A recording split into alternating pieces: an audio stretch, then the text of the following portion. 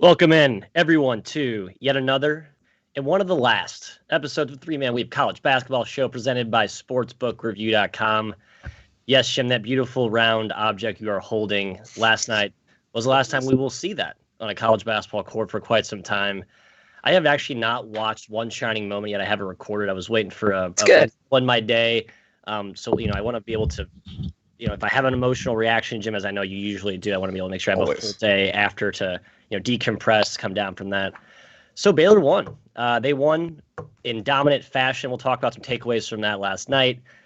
Big picture, full season retrospective. And this Friday, make sure you come back. We're going to talk some way too early look ahead takes the 2021-2022 season. Jim's already dabbling in futures. Some of the books are, God bless the books for putting out some way too early lines, some soft lines we'll get to. But today we look back. Ky, thoughts from last night? Are you in a sort of depressed mode because of the whole Zags letdown, or are you just more in the shell-shocked, holy cow, Baylor was amazing? Yeah, I mean, I like Baylor too. I think it just sucks. The game sucked, first of all. It was never competitive. It was a boring game. It's kind of be careful what you wish for, right? It's the game everyone wanted all season, and then it's just kind of like a balloon letting out its air. Scott Drew is the guy we should be talking about here. He coached a beautiful game. He cranked the pressure up to 11, which made the Zags uncomfortable. Kind of threw them off their game. 11. Yeah, Jim, I don't think Gonzaga was ready for that physicality to come at them so hard and fast. And, whether it was a combination of nerves or just how dare you, we're Gonzaga. You don't punch us in the mouth. That's not what you do to us. It worked, and it threw Gonzaga off the entire game. Of course, Baylor shooting threes like they were fireballs certainly helped. Yeah, I mean, Baylor only ended up 10 of 23 from deep. But when you hit your first 5 and you get up 15 early, like in a heartbeat, that matters. Like if you can pick when you hit your threes, you want to pick early. Like you want to set the tone. You want to make the other team have to press and come from behind and really get out of their game. It was a masterful performance from Baylor. One of the things I love that Scott Drew did is he basically attacked mismatches like a pro coach. He was like, you know what? Yep. Drew Timme can't guard any of my guards. I'm going to find a way to get him isolated. And they would get a switch, and the Baylor guard would back up to half court and then come downhill at him, and he had no chance, absolutely no chance. And it was impressive to see Baylor go back to it time and again, kind of like the if it ain't broke, don't fix it axiom. Like just keep doing it, and they did, and it worked. Matt, we should also tell everybody to like the video, make sure to hit the video, subscribe to the YouTube channel. Tweet all of it. Yep. No, especially the video. We want these. We want thumbs up. Big thumbs up. And we probably should mention the beautiful link adorned, I should say, above my spinny hat and our beautiful mugs here. SPRpicks.com/March-Madness. All the great expert picks were up there, and they were more correct than ours were. Man, I didn't have many winners last night. You were on Baylor. I guess I had Baylor, but it was kind of a soft, Baylor for a little bit, so I can't really beat my chest on that one. Big fat loser for me on the Mark Vital under. He was an absolute weapon. I thought he would be best game laid off the floor by Matthew Meyer, who was who was a non-factor. Vital had 8 offensive rebounds. Gonzaga had 17 defensive rebounds. Like he was a one-man wrecking crew. Absolutely changed the game, destroyed it. Yeah. Vital was a microcosm of the Baylor-Gonzaga mismatch, right? One team was just more physical. The motor, as Ky mentioned, turned up to 11. It was incredible to see how much faster Baylor looked on the court.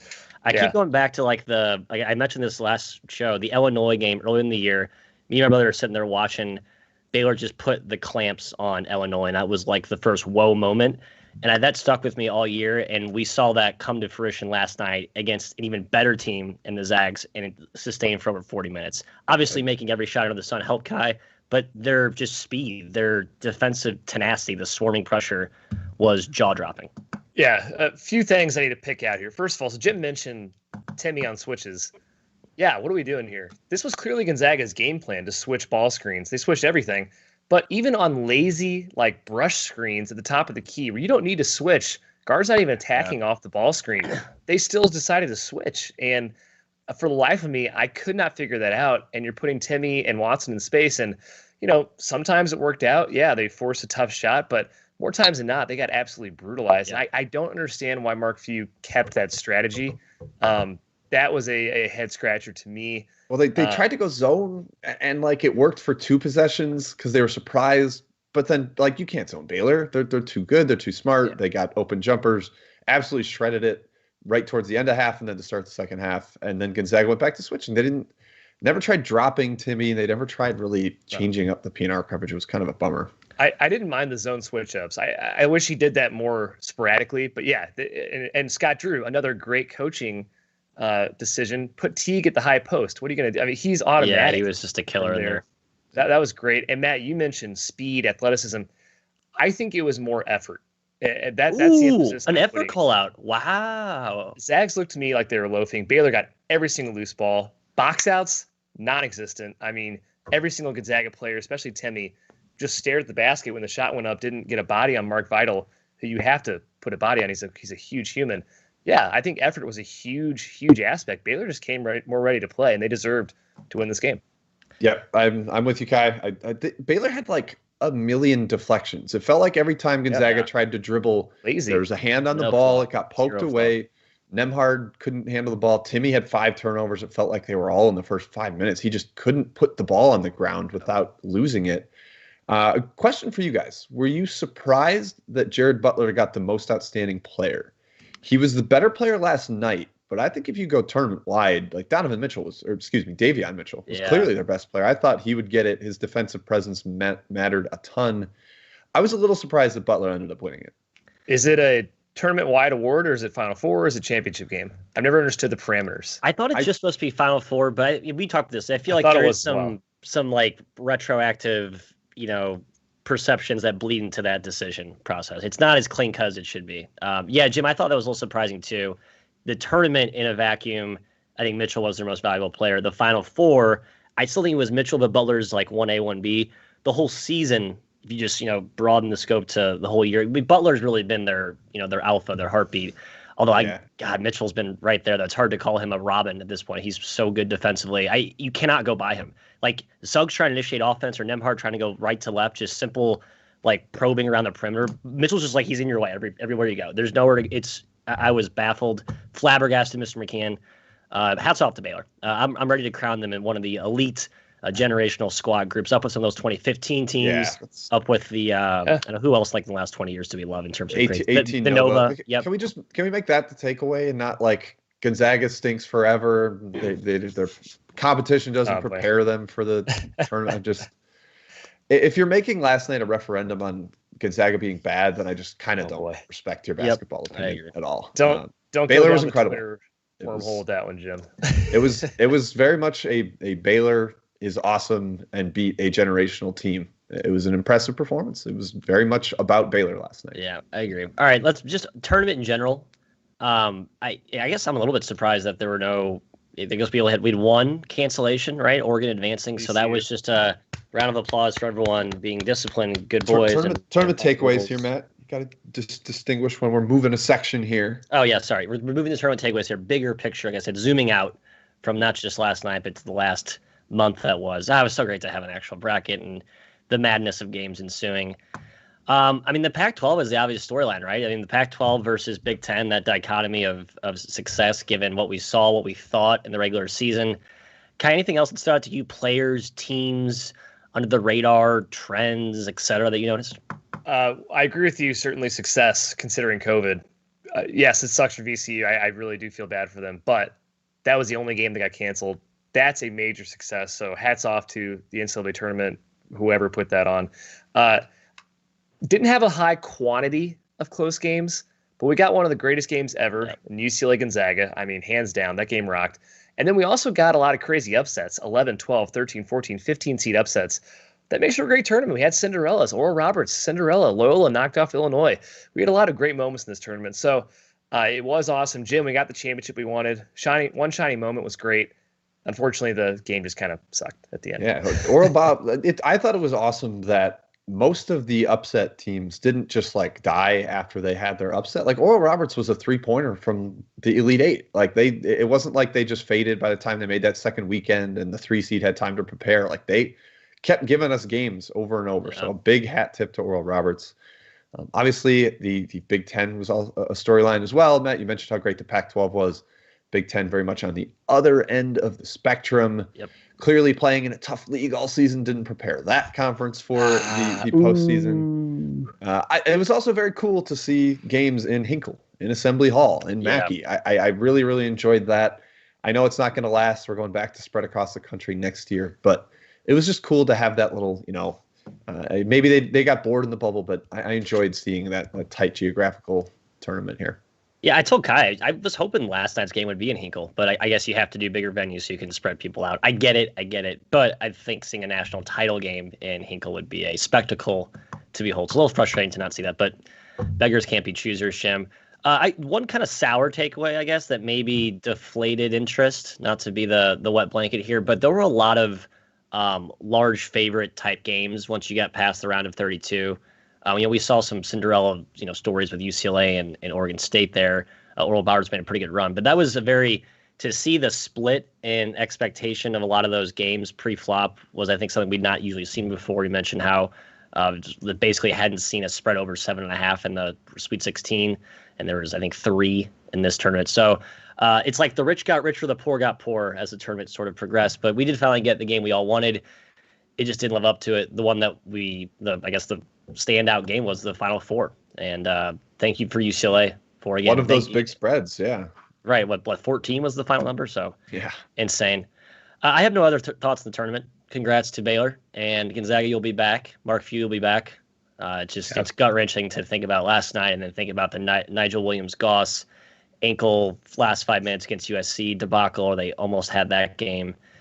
Came up short twice now, so I feel bad for Mr. Few and the boys. Yeah, tough to see Suggs get those 2 early fouls. Somebody on our buddy Real Billy Bizzle on Twitter pointed out the reminiscence of Zach Collins getting fouls, the one and done Zag freshman. But that's the way the cookie crumbles. You got to play through it. Hey, he was nervous, by the way. I didn't hate that he had to sit after that. He started that game off like a 2-year-old, like just seeing the world for the first time. But he had a great game after that. Yeah, Baylor had a lot to do with that. I think that was, as if you call it nerves, sure, but man, that defense was scary. Yeah. All right, let's zoom out one more time here. Full season retrospective. I think the prevailing narrative, which I'm kind of looking ahead to next season, partially here, Blue Bloods disastrous. Is 2022 the year they all come back with vengeance, Jim? I think so. The nice part about the way these teams build their rosters is that the seasons are very discrete. Like you're going to have a lot of different players. Duke's already got 4 top 10 recruits, and they still have an outside chance at Pat Baldwin, another top 3 recruit. Kentucky is attacking the grad transfer market.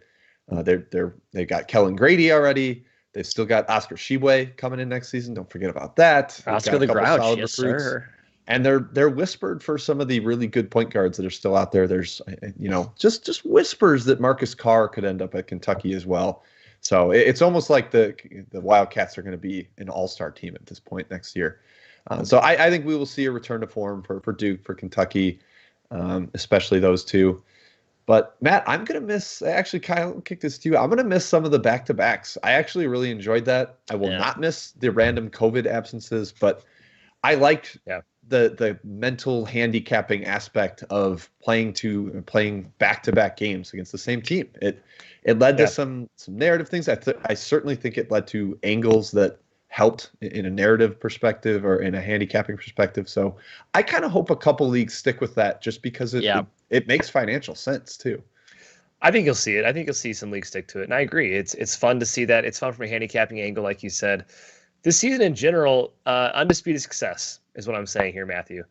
Lots of naysayers saying it couldn't happen at all, or there'd be too many cancellations. And yes, we had cancellations, but we played way more games than I think even optimists expected going into the year. So I'm just happy we got a full season. I'm happy we got a full tournament.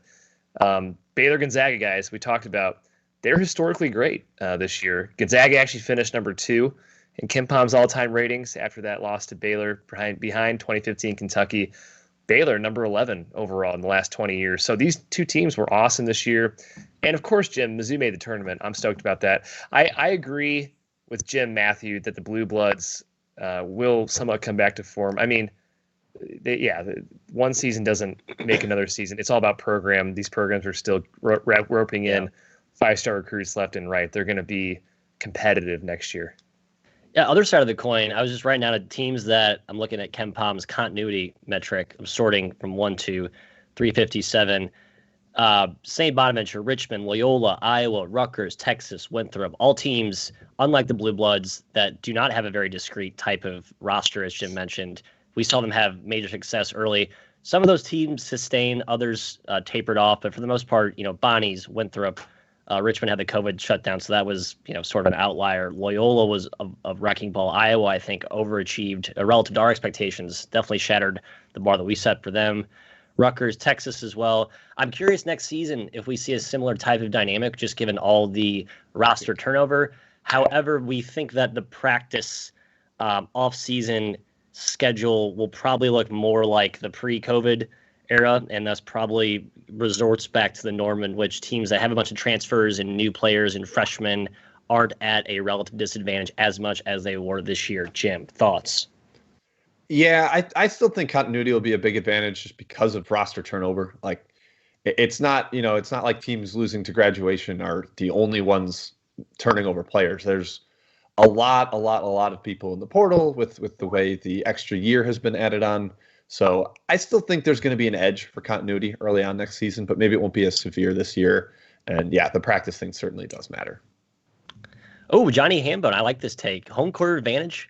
We didn't talk about this a ton this year on the show. We kind of settled in at a decent approximation, Ky, of what it was. But man, it was definitely a swag guesstimate for every game that we went through and handicapped. No fans did play a factor. I think home court was depressed, but it wasn't null. It was there. Travel still matters. I mean, what was your general takeaway on that? And hey, how do you see it changing next season, if at all?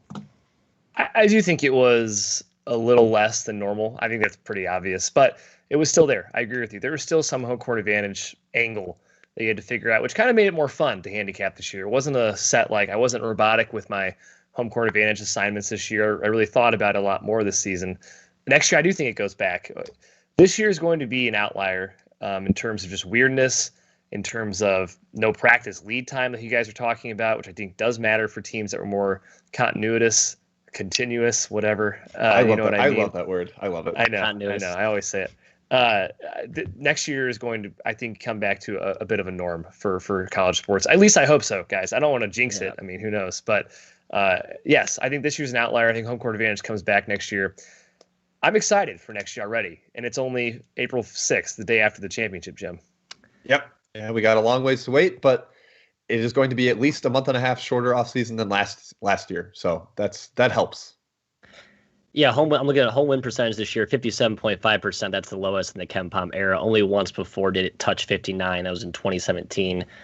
Generally, I think it was about 2/3 of its usual worth this season. So we'll see if it gets back to full strength next year. But hey, let's not ruin the outline for Friday's show. I want to save some of the forward-looking takeaways for there. Yeah. Any backward-looking, rear-view mirror stuff we want to spew out before we sign off here? I think we've kind of covered the major bases.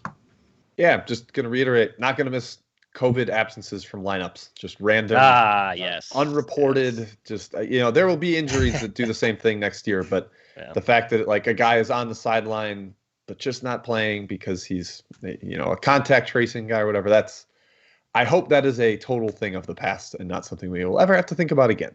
Matthew, here's what I'm excited about. I know it's kind of forward looking. With all the free agency happening this offseason, there's no bigger advantage for people that actually do research on college basketball heading into next season. So I'm stoked about that. So go 3-man weave, Matthew. We're gonna if only there were three shrewd analyzers of data and personnel that could prop you up for success. Oh, that's us. At least that's what we claim to be. So, Ky, great point. Jim, you mentioned that. I'm looking for that as well. My head's still spinning. I know Jim has the transfer tracker well in tune, but I am definitely behind. We'll have to play some catch up here in the next few weeks. I have nothing else to add. I'm just going to sign us off right here, and I don't want to make this a final show goodbye because we'll come back Friday. But for those who don't want to look ahead to the 2021 season with us Friday, thank you for joining us all year. We appreciated your input. Chad Mob, it was a vicious battlefield of fireballs being thrown back and forth. We tried to moderate that as best as possible, as civilly as possible, but sometimes it gets a little heated. Love you guys no matter what. And until Friday, we'll see you. Take care, folks.